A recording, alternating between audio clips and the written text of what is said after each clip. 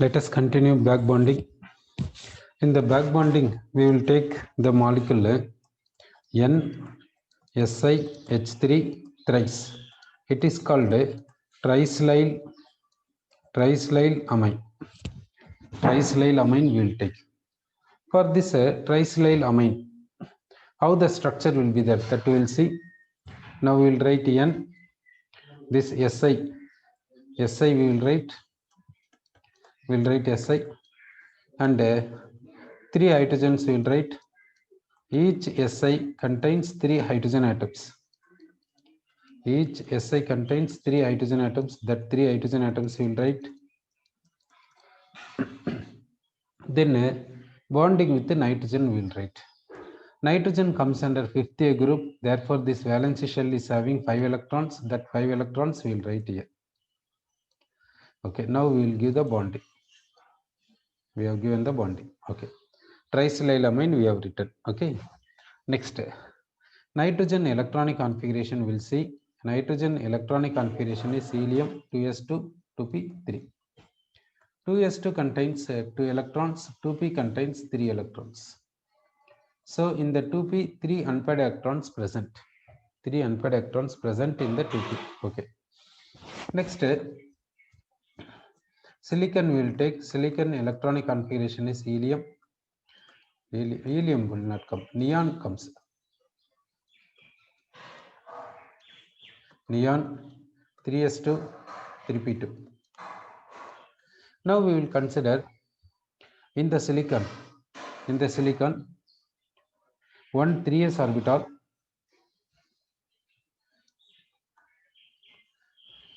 In the silicon, one 3s orbital and 3 3p orbitals. 3 3p orbitals intermix to form 4 sp3 hybrid orbitals. 1, 2, 3 and 4. 4 sp3 hybrid orbitals.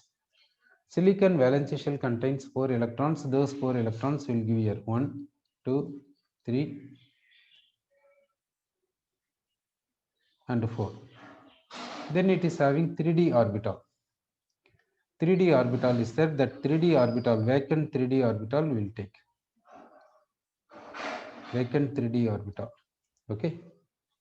Now, if we consider this vacant 3d orbital also, now we will consider this vacant 3d orbital also we will consider for intermixing. So one 3d orbital. Therefore, we will get sp3d hybridization. That sp3d orbital is vacant. It is vacant sp3d orbital. Okay. So in the nitrogen, one 2s orbital and 3 2p orbitals. 3 2p orbitals intermix. Therefore, we will get 4 sp3 hybrid orbitals. 4 sp3 hybrid orbitals. In the nitrogen, 5 electrons are there. Those 5 electrons will fill like this. Okay. So now, this lone pair of this sp3 orbital will take. This is a lone pair of sp3 orbital. This sp3 orbital contains lone pair.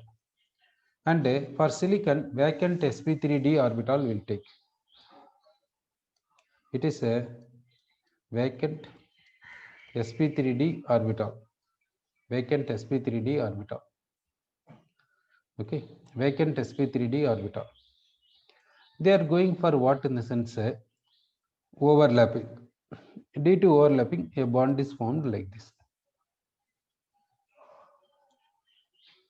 But here, what is incorrect in the sense this is a pi bond. Already single bond is there.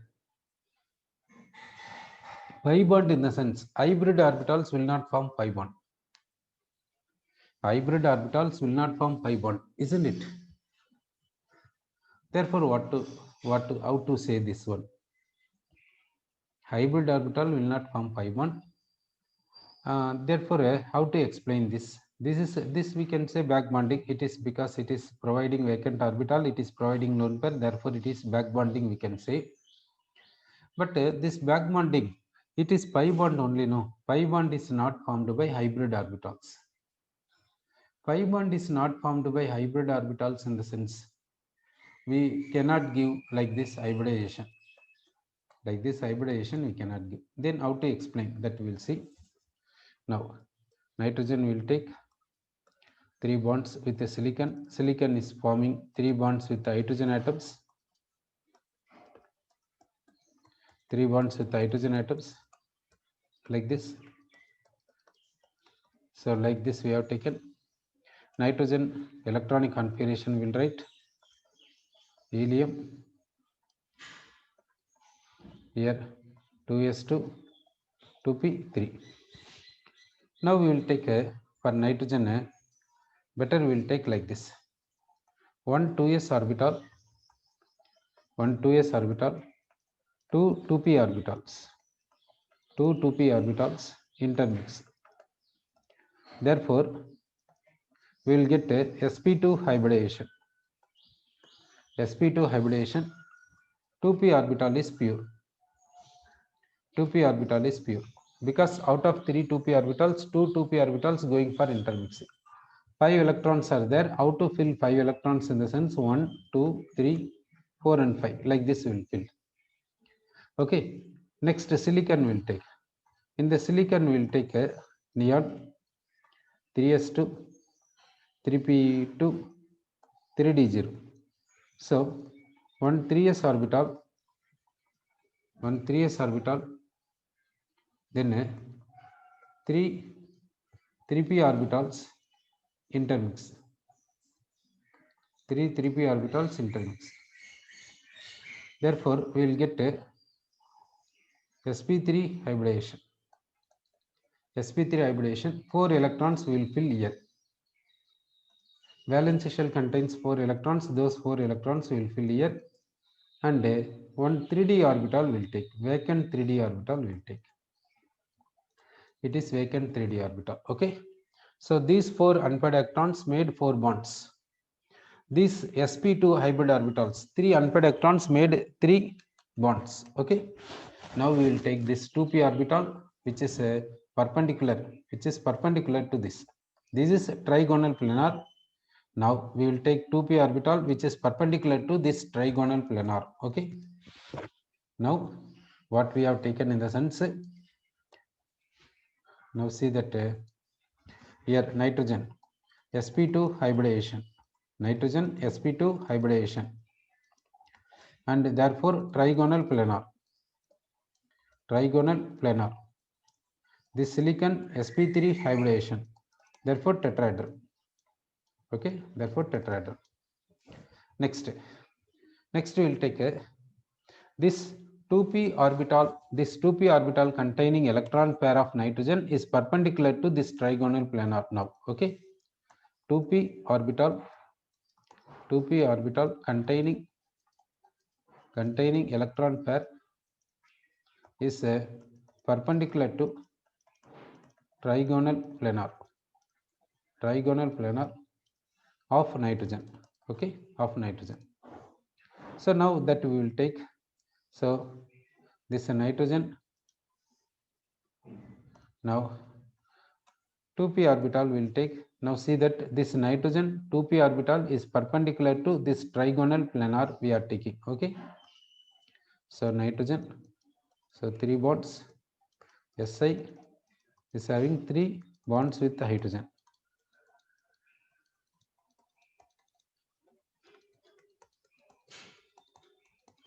Okay, now 2p orbital is perpendicular. Okay, that 2p orbital we are taking.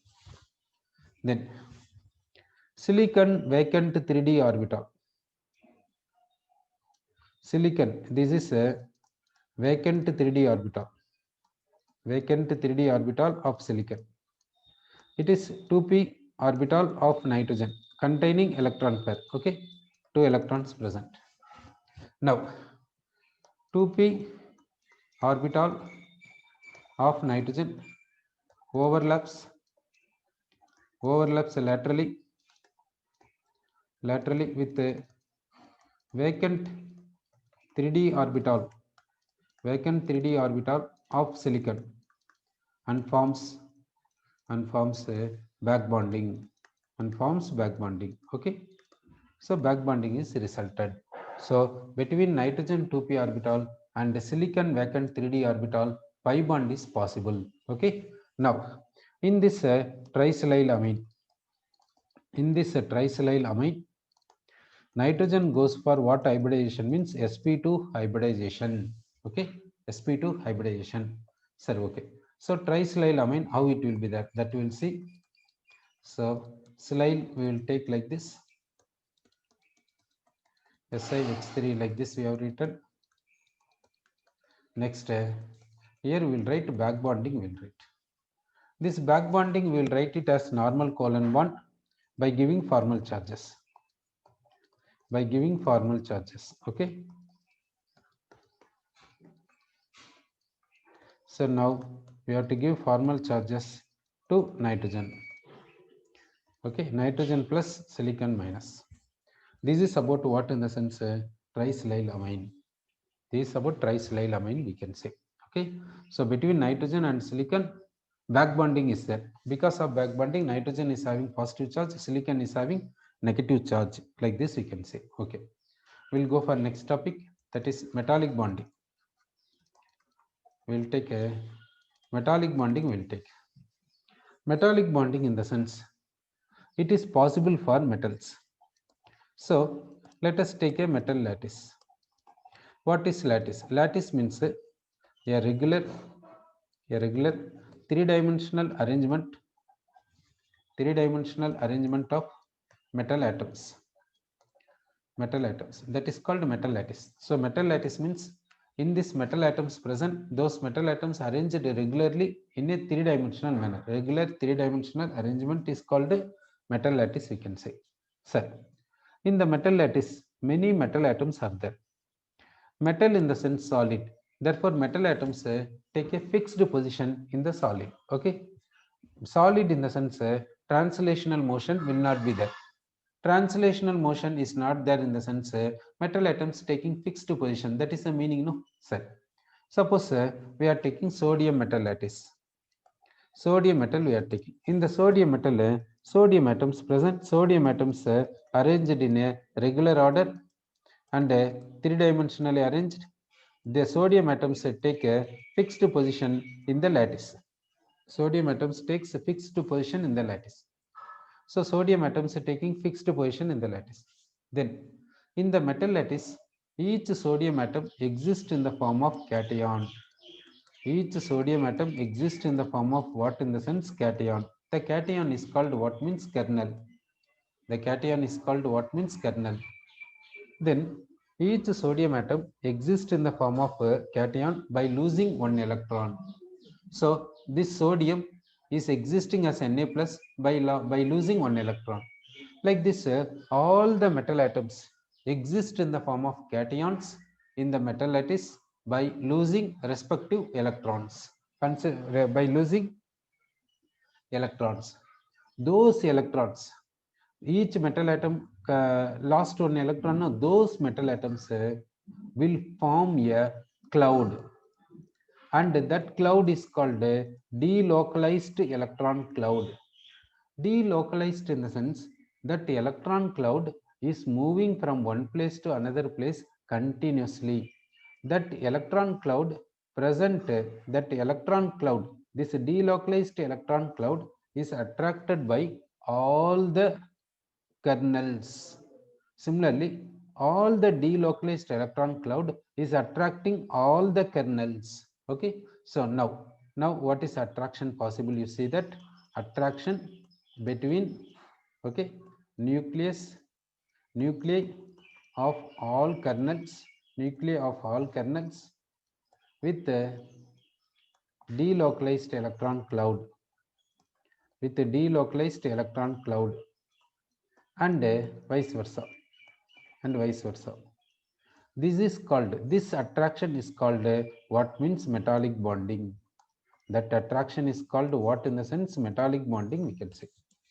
So metallic bonding means that attraction only called as metallic bonding. So metallic bonding means attraction between what?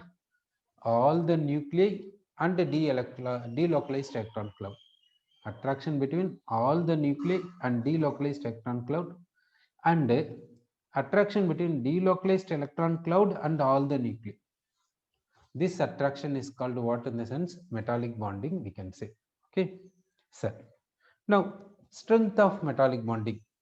Strength of metallic bonding depends on what? That we'll see. Now we'll see strength of metallic bonding. Strength of metallic bonding we'll see. Strength of metallic bonding depends on what? This is depending on size of kernel. Size of kernel. If size of kernel is small, distance between nucleus of kernel and delocalized electron cloud is small. Then attraction is more. Then strength of metallic bonding is high. Okay. If size of kernel is small, then distance between nucleus of kernel and delocalized electron cloud is small. Then attraction is high. Therefore, strength of metallic bonding is high. Okay. Next, effective nuclear charge of kernel. Effective nuclear charge of kernel in the sense net attraction between nucleus of kernel and delocalized electron cloud. Effective nuclear charge of kernel is high means net attraction between nucleus of kernel and delocalized electron cloud is high. Therefore, strength of metallic bonding is high. Okay. Next, number of delocalized electrons. Number of delocalized electrons. If number of delocalized electrons is high, then attraction will be high, then strength of metallic bonding will be high, sir. So strength of metallic bonding depends on like this. This explained by what in the sense? Electron C model. Electron C model explains like this. This metallic bonding comes under electron C model. Why it is called electron C model in the sense this delocalized electron cloud is considered as a sea of water, and this kernel is considered as in the sea how the mountains, trees and all fixed position will be there, like that the kernels will be there.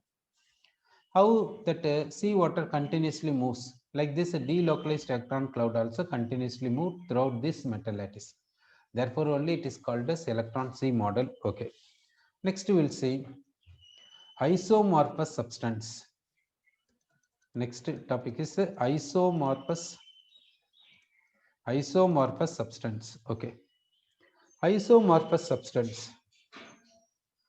Isomorphous substance in the sense they have same formula type.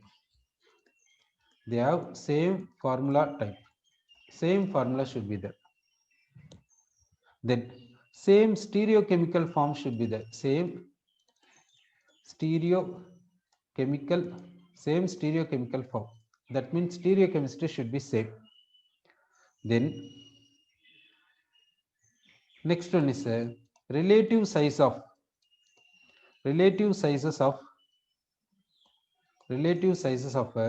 structural units remain same. Relative sizes of structural units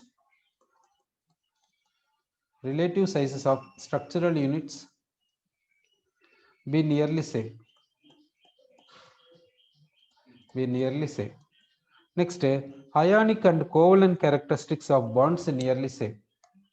So, ionic and covalent characteristics of bonds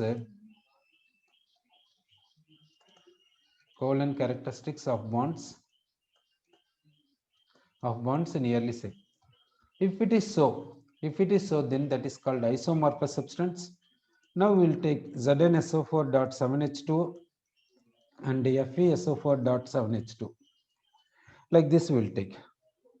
Here if you see, here it is +2, it is also +2. It is -2, it is also -2. Therefore, formula type is same. Stereochemical form, sulfate is tetrahedral, same. Size of structural units be nearly same. Size is same. Zinc cation, iron cation, comes under same period, therefore sizes nearly same, but difference will be there, nearly same. Ionic and covalent characteristics, here zinc sulfate, nature of bond, iron sulfate, nature of bond will be same, will remain same. That means remain same means exactly not same. Okay, difference will not be much. That is called nearly same. So these substances are called what in the sense isomorphous substances. So isomorphous substances means these conditions should be followed. Okay. So chemical bonding chapter is completed. Now we'll go for next chapter.